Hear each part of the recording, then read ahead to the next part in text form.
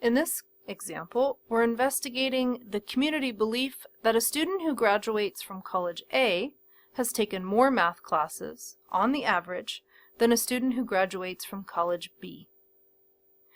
In order to compare these two population averages, we need to do a hypothesis test with two samples. We'll start by identifying the hypothesis that we'll test. The community believes that College A has a higher average than College B. So that hypothesis says that the average for College A is greater than the average for College B.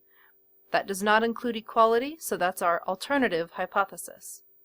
The null hypothesis compares those same two parameters, but we flip the inequality and we include equality for the null hypothesis. Let's take our data from the wording of the problem and fill it into our table. We know that we looked at 11 graduates from College A. On average, those students had 4 math classes, and the standard deviation was 1.5.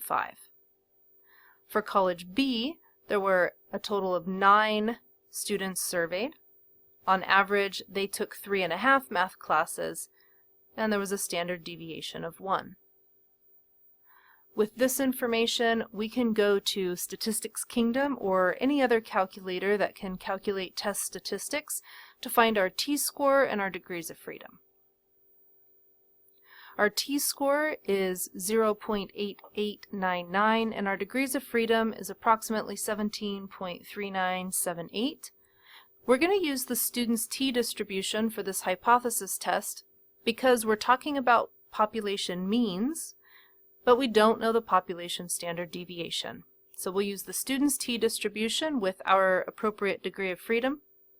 Looking at our alternative hypothesis, we can identify that we need a right tail test.